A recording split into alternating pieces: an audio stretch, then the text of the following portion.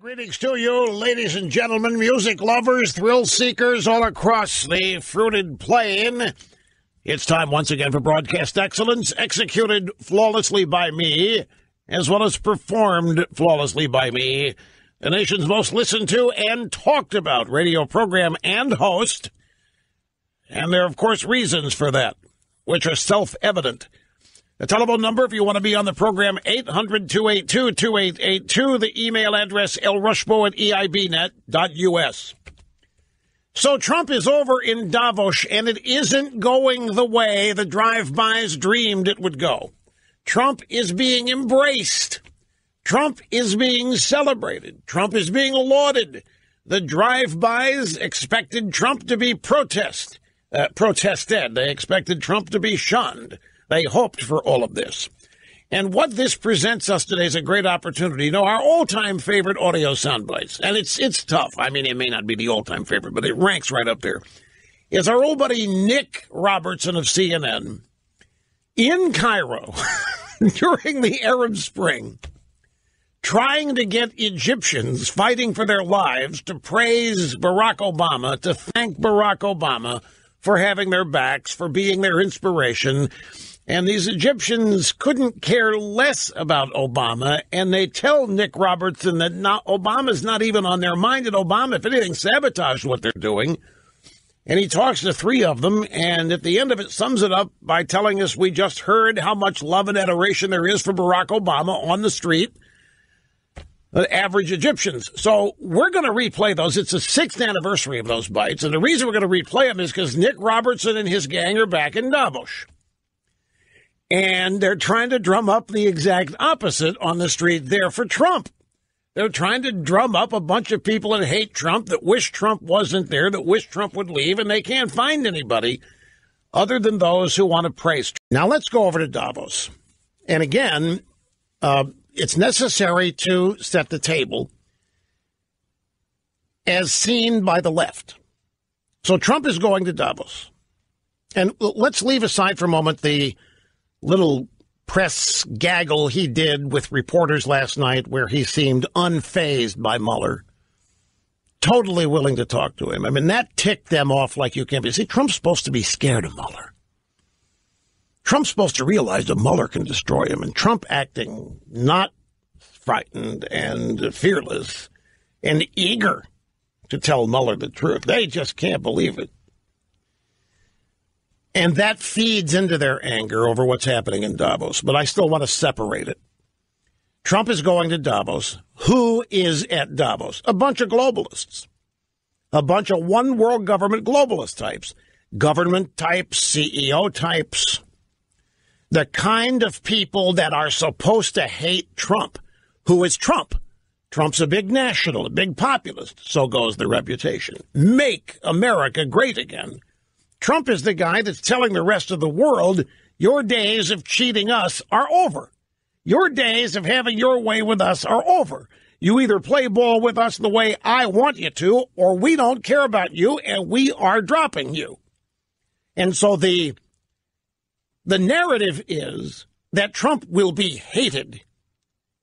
Trump will be reviled. Trump will not be welcome. And furthermore, the people in Davos, they are the brilliant globalists. They are the Obamas of the world, the remaining Obamas. This is the narrative. This is the way the media looks at them. The people in Davos, the CEOs and the government leaders, they are proper, globalist, leftist types who are sophisticated, who are refined, who are brilliant, none of which characteristics Trump possesses. He's not refined. He's not sophisticated. He's not smart. He doesn't know what he's doing. And so when Trump goes to Davos, he's either to be rejected or made a fool of. But regardless, in the drive-by media world, Donald Trump is going to meet his match in Davos and be seen leaving whimpering, not knowing what's happened to him. The glitterati at Davos. If you don't know what Davos is, think ski resort meets Studio 54. It's a party. It's a party among the world's elite, sandwiched around a bunch of so-called serious meetings about the world economy. It's just an excuse to get together and party away from the office. And they throw in these serious things for tax deductions and image making and all that. But Trump is not welcome. He's not part of this group. He didn't qualify. Not smart enough, not brilliant enough, not experienced enough, certainly not politically, ideologically correct. He's just certainly not welcome. And they are going to finally, Trump is going to be shown for what he is. Okay, so that's the narrative. And welcome back. El Rushbo meeting and surpassing all audience expectations every day. So the media sets it up, and in their own mind, that Trump is going to bomb in Davos. He's going to be rejected in Davos. He's going to be asked to leave in Davos. They're going to hate Trump is there. Trump is going to be an enemy. These are big globalists. They know the real future of the world. Trump is an archaic dinosaur. The exact opposite happened. Trump arrived in Davos and is a rock star. Even Al Gore is defending some of Trump's policies. Trump's tax cut and the resulting boom that is on the cusp here in the United States has been applauded in Davos. The CEOs that are in Davos are enamored of Trump, and they're universally in support. I'm sure there's some stragglers, but there's overwhelming support for Trump, and he has become a rock star. Everybody wants to be where Trump is. Everybody wants to be around Trump. The Dow Jones Industrial Average was up 200 points on the news of Trump's reception in Davos. It's now up about 160. The economic boom and the confidence. More companies are announcing bonuses. We've got Disney. We've got Starbucks. We've got Home Depot now joining the crowd of nations, companies that are expanding wages and bonuses and benefits, all because of the tax cut. Jamie Dimon at J.P. Morgan Chase and Lloyd Blankfein at Goldman Sachs, these are people that do not support Republicans. These are people that made sure Obama got elected twice. You know, this amazes me. I understand it, but it's still amazing. Here you have Blankfein and Jamie Dimon. J.P. Morgan Chase is Dimon, and Goldman Sachs is Blankfein. And they do everything they can to support Obama, and to be seen supporting Obama. And they fundraise for Obama, and they donate to Obama. And yet everything Obama's doing is literally against their interests unless they can cozy up and become an Obama crony, where they might be protected and shielded from the otherwise damaging imposition of regulations Obama planned and implemented. And that's it. They didn't have the courage to oppose Obama. They didn't have the courage to stand up and say Obama's not in our best interests. They simply realized, hey, Obama got elected. It's not our job to run his approval numbers down. So they decided they have to get in bed. They create the image and impression with their fundraising and with their donations that they're big-time Obama supporters. And that is why when they end up embracing Trump, the media goes nuts and doesn't understand it. But what Trump is doing is implementing plans that are in sync with the way these people would run their businesses. So it was a fear of Obama, the big leftist, and trying to do what you can to protect yourself against any action he might take. It was a purely defensive posture. It was not love and support for Obama that forced them to be on his side. It was fear to a degree. But now with Trump, they are free to openly express their enjoyment, their love, their support for what Trump is doing, because it's going to help everybody. It's going to cause economic growth, and it's going to cause more investment in the United States than anybody's ever dreamed of. And this is why Trump is a rock star in Davos. Because these are business people, and they may be leftists and so forth. But in the United States, they're not dealing with a leftist president they have to be wary of. and cozy up to protect themselves. Now, it's more complicated than that. It's a little bit more intricate than that, but that is a pretty good shell summary of what's going on. Meanwhile, the drive-bys are looking at this, and they don't understand it. They think everybody hates Trump like they do. They think CEOs, international leaders hate Trump like they do. They can't reconcile with this. Okay, back we are, and to the audio sound bites we go from Davos. So I have properly and very in a detailed way prepared you for the departure of Trump to Davos, the way the drive-bys were hoping he would be received, as being rejected, hated, despised. And instead, Trump has been embraced, is being applauded. People want to cram the room where he speaks and where he is meeting. He's causing markets to skyrocket yet again. The DJI was up over 160 a half hour ago, last time I checked. CEOs that you would think would hate Trump because they loved Obama cannot get enough of Trump. And the drive-bys are beside themselves. Nick Robertson and Richard Quest from CNN are on Trump's triumph in Davos, and they're not happy because they're missing what's going on. You got to understand, these people hate Trump. The media despise him as much as they've despised anybody in recent times.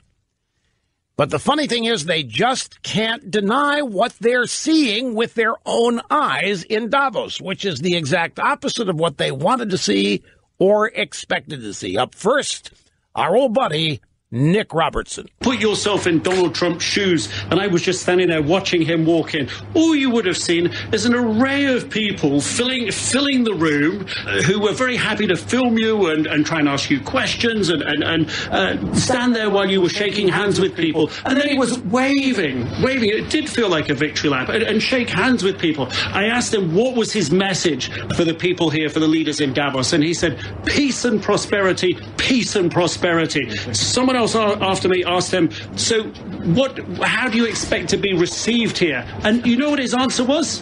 He didn't say a word. He just said, look around you. Totally unexpected, folks. You can hear the shock.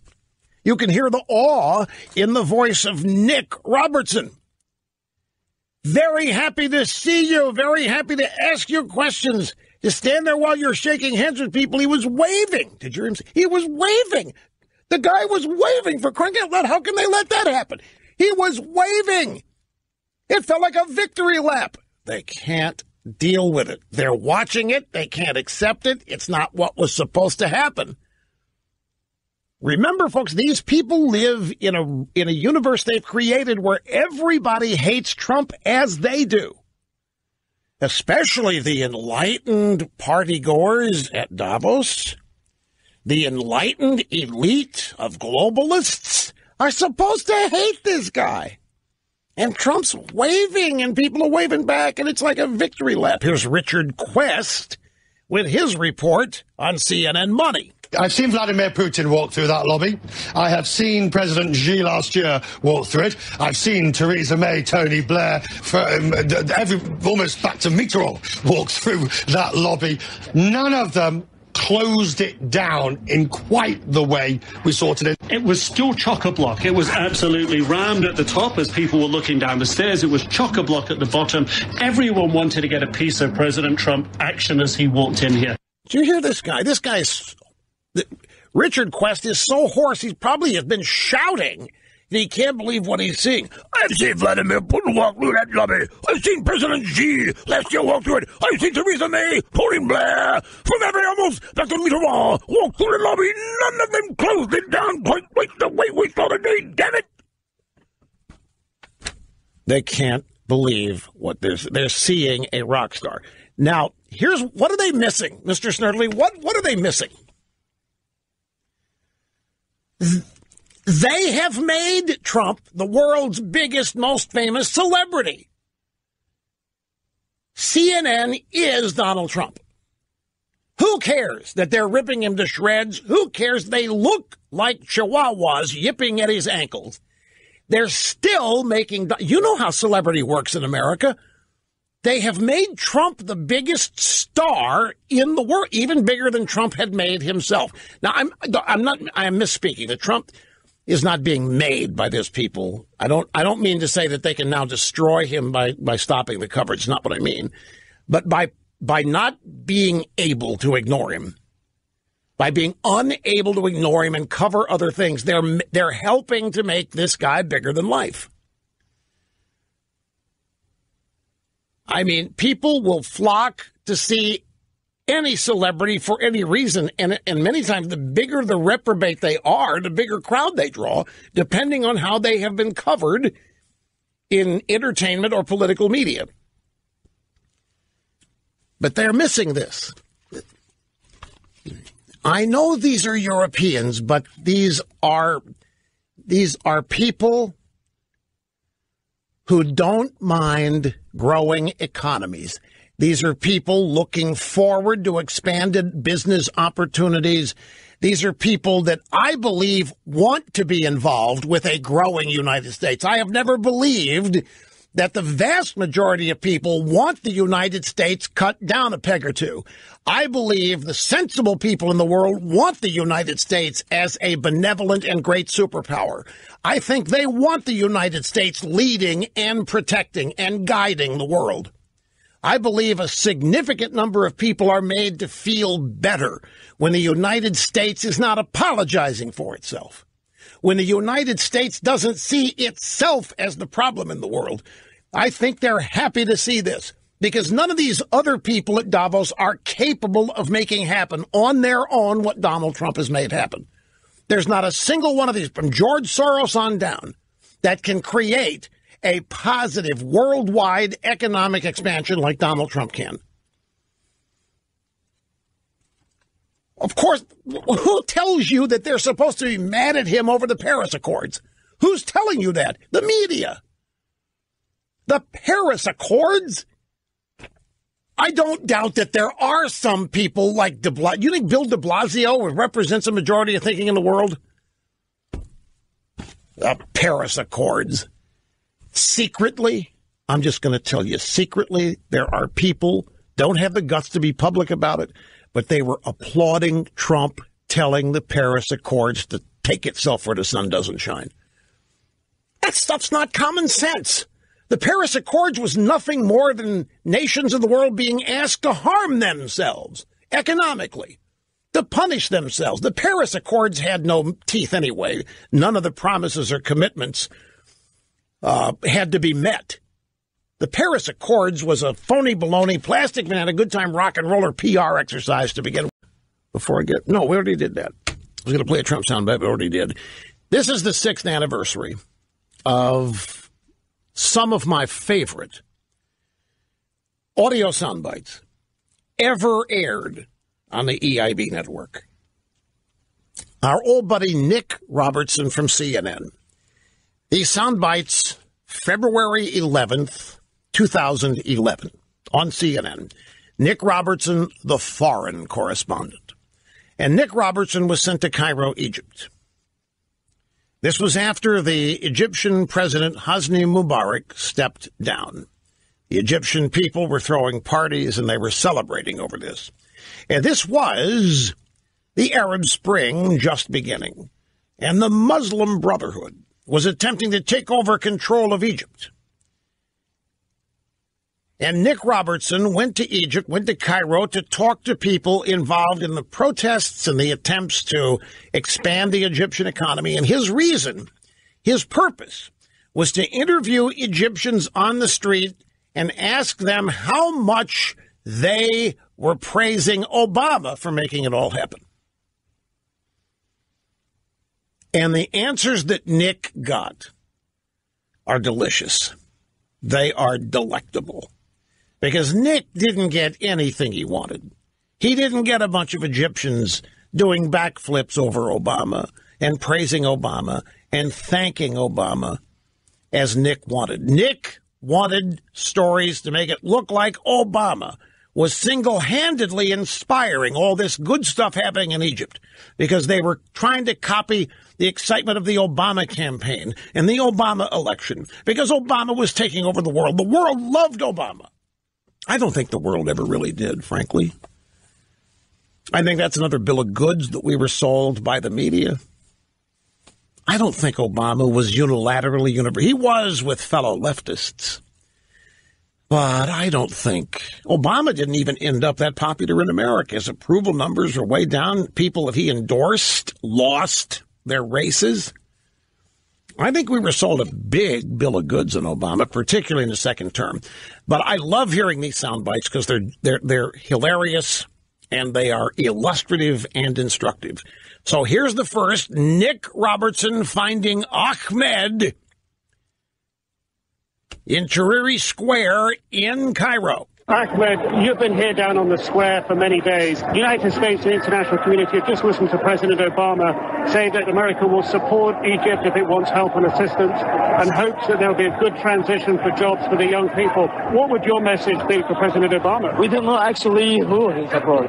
He searches for his own purposes, and the Egyptian people seeks for our freedom and democracy. Any democratic country should seek for the people, not for its own purpose. The audacity. Here's this Nick Robertson. He's a Brit, obviously, but he's a total Obamaite. And here he is in Egypt, and he's asking, the international community just listened to President Obama say that America will support Egypt if it wants help and assistance and hopes there will be a good transition for jobs for the young people. What would your message be for President Obama? Nobody's thinking of Obama. In this situation, they're thinking of themselves. Nobody's thinking Obama, but to these guys, Obama was all anybody was thinking about. Just like now, the only thing they think everybody's thinking about is the election and how Trump stole it. They don't realize people have moved on. So Ahmed, well, we don't know actually who Obama supports. He serves his own purposes. Well, that didn't work. So Nick has to go out and find somebody else. And now he finds Mustafa and tries to get the answer he wants. Mustafa's joining me now. We just heard President Obama say that he wants to extend support and assistance to Egypt and Egyptians if they want it. He hopes that there are more jobs for the young people in the future. What's your message for President Obama? Well, my message for President Obama is just we started this revolution without any outside help, and we are going to finish it also without any outside help. Nick's all for two here, folks. So here we are in the middle of a bunch of people trying to fight for their freedom in Egypt, and this Nick Robertson's, what would your message be for President Obama? Well, my message to President Obama is we started this without any outside help. We're going to finish it without any outside help. My message is Obama doesn't mean anything here, Nick. And so Nick is not happy. He decides to stick with Mustafa to try to talk Mustafa into saying what Nick wants to hear. Are you pleased that President Obama has come out, however, now and said he supports this change and supports the people and supports the young people and what they've done? Well, actually, President Obama's views were kind of conflicting during the last week, but now he's saying that he's supporting the change. Well, actually, no. Obama's views are kind of conflicting, and we don't know what the hell Obama thinks, and it really doesn't matter. Nick, Obama isn't here, and Obama's not why we're doing anything. So Nick Robertson has struck out, I mean gloriously and big time, with Ahmed and Mustafa in Egypt. Now let's listen to how Nick sums up what we all just heard and what the CNN audience had thus seen. The view from here is one of very happy to now to hear that President Obama has swung behind the people. No, there's not a single person that said that, Nick. The view from here is one of very happy to know that President Obama has swung behind the people. Now, this is instructive for the obvious reasons that here you have big Obamaites in the media, CNN, Nick Robertson, doing everything they can to make everything they think is good about Obama. Their desire is for the people around the world, not just in America, to think Obama is the Messiah, the greatest thing that's ever happened to people in the world. So they go to where unrest is happening, people seeking their freedom, and they try to get people in Egypt to link what they're doing to Obama, and he couldn't find. I mean, if these are the ones they aired, can you imagine the people they found who were not airworthy? Can you imagine what those people must have said if this was the best they had?